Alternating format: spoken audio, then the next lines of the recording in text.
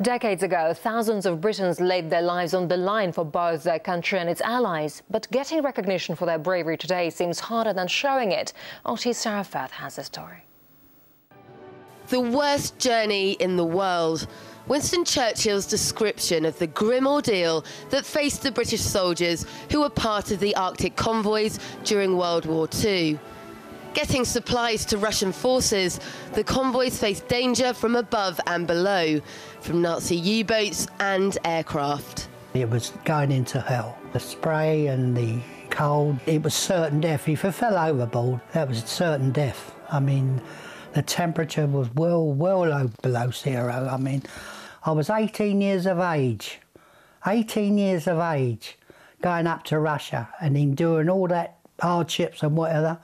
But we done it with a good heart, because the job had to be done. John's stories and memories are among the most harrowing of the war. For the Russians, it was more than just supplies. It was psychological support, contributing hugely to the war effort. That's why in April, the Russian president awarded the Ushakov Medal to the allies who'd taken part in the convoy missions. But incredibly, the British government's blocking Russia from rewarding British veterans for their valour. The veterans of the Arctic convoys, in recognition of your outstanding contribution into our Allied cooperation during World War II. The description of the medals is attached forthwith.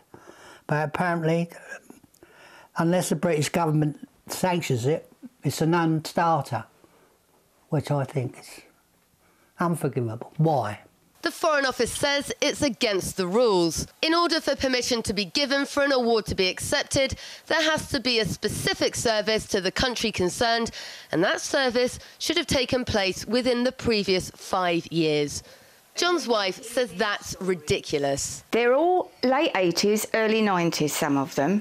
What on earth are they supposed to do over the last 5 years? They're still proud men of what they were during the war. It never leaves them. So why are they being penalised and not being given this medal? I think it's disgraceful, absolutely disgraceful. Angry, not just for me, for all my other shipmates, those that are here and those who passed on across the bar, as we say. To me, it's disgusting. John says it's time the current Prime Minister stepped in to do the decent thing. Now, come and Dave, we're all one nation. We was then, them days, yes, we were all in it together.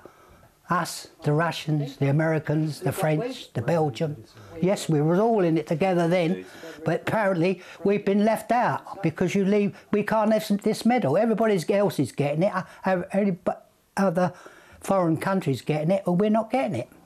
Campaigners in both Britain and Russia are refusing to back down in pushing the government to get these men properly rewarded for their bravery. It's a matter of recognition of their really extraordinary service.